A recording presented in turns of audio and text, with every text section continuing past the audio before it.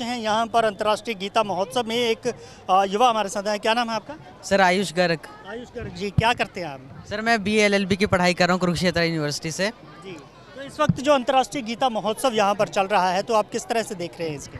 Sir हम देखते हैं कि यह हरियाणा सरकार का एक बहुत ही अच्छा प्रयास है। कुरुक्षेत्र जैसे बहुत ही धार्मिक महत्वपूर्ण शहर को एक अंतर्राष्ट्रीय स्तर पर उसको मान्यता देना, कि उसके बारे में लोगों तक पहचाना कि जहाँ पर हमारे संस्कृति है भारतवर्ष की, कि जहाँ पर महाभारत जैसा महायुद्ध हुआ था, उस शहर को अंतर्राष्ट्रीय पहचान बताना, लोगों को बताना कि कुरुक्षेत्र जैसी जगह पर आप आइए गीता जयंती, जहाँ पर अलग अलग जगह से कलाकार आते हैं, अपने प्रदर्शन करते हैं, अलग अलग दुकानदार आते हैं अपने वहाँ की। जैसे हमारे आजकल मेक इन इंडिया का बहुत वो चलता है, खादी बढ़ाओ। मोदी जी ने भी गए थे, उन्होंने कहा था कि खादी का इतना इंडस्ट्री इंडिया में फ्लरिश हो रहा है, तो वो लोग ऐसे अपने आर्टिकल्स वगैरह लेके आते हैं, सामान लेके आते हैं, उसका देख के लोग बहुत खरीदी करते हैं। इससे हमें हमारे देश में भी खादी को प्रोत्साहित करने का एक वो मौका मिलता है। उसके साथ साथ जो अंतर्राष्ट्रीय गीता महोत्सव है, इससे हमें गीता के बारे में पता चलता है, महाभारत कुरुक्षेत्र जो लैंड ऑफ महाभारत है, वहाँ के अलग अलग जगहों का पता चलता है। जैसे यहाँ पर एक बहुत ही प्रसिद्ध भद्रकाली मंदिर है,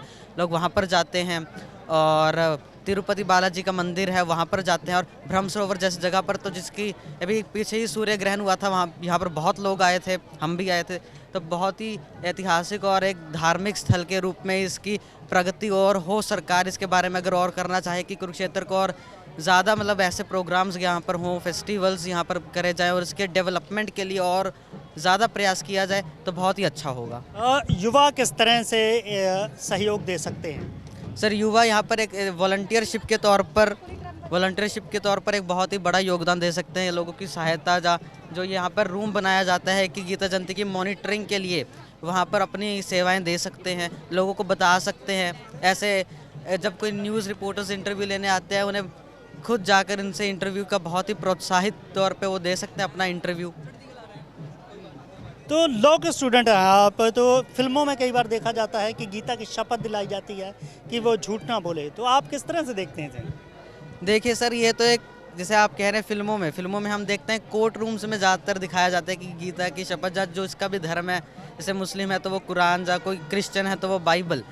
सर वो तो एक तरह से प्रथा है कि वो उसके पर्सनल बिलीफ है कि वो अपने धर्म की कितनी रक्षा, धर्म को कितना मानता है कि वो उस बुक के ऊपर अपना हाथ रख के सही बोले। वो तो एक तरह से ये है कि उससे सच बुलवाया जाए कि वो सच बोले, झूठ ना बोले अपने धर्म के वास्ते, इसलिए वो रखा जाता है। लेकिन हम चाहते हैं कि ये एक तरीके है सच उगलवाने का। अगर कोई बंदा धर्म को साक्षात मानकर उसके खिलाफ न जाकर शपथ लेकर अगर सच बोलता है तो उसमें क्या गलत बात है? सच्चाई का सामने ही आना तो सबसे बड़ी बात है, झूठ तो कोई भी बोल देता है। तो कोर्ट इसलिए मेरे हिसाब से ये ठीक है अगर किसी के साथ भी भेदभाव नहीं होता और जबरन शपथ नहीं दिलाई जाती है इसमें। तो अंतर्राष्ट्रीय गीता महोत्सव के जरिए जिस तरह से कुरुक्षेत्र की धरा का यहाँ के प्रचार हो रहा है, तो इससे पहले की स्थिति और अब की स्थिति में क्या फ़र्क दिखते हैं?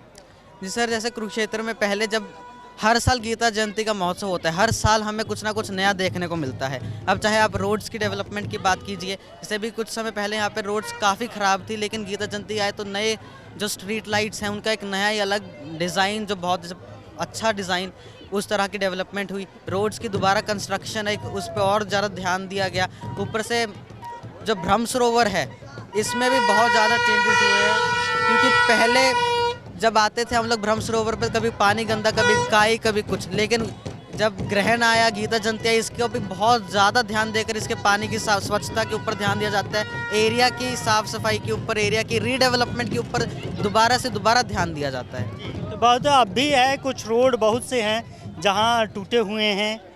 हाँ जी, आज के समय में भी हमारे शहर में रोड्स तो बहुत ही दिक्कत है कई जगह पर। अब वो तो सरकार का इनिशिएटिव है कि वो देखे और उन्हें ठीक करे, उसमें पब्लिक तो कुछ नहीं, पब्लिक तो बता ही सकती है।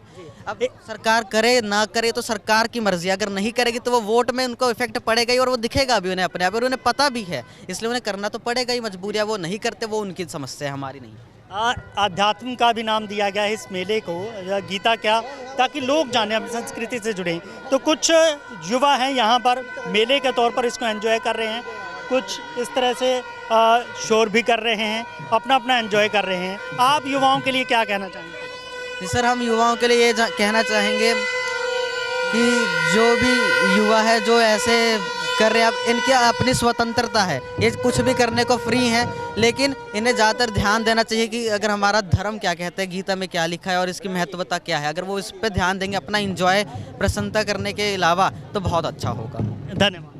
तो ये युवा हैं, सोच इनकी जानी आपने कि जहाँ तक सरकार का प्रयास है बहुत बढ़िया है, और इस अंतर्राष्ट्रीय गीता महोत्सव के जरिए जहाँ पर देश के लोग यहाँ पहुँच रहे हैं, वहीं विदेशी भी यहाँ पर आकर हमारी संस्कृति को जान रहे हैं। चढ़ती कला टाइम टीवी के लिए मैं नीलकमल सहयोगी सतीश के साथ कुरुक्षेत्र।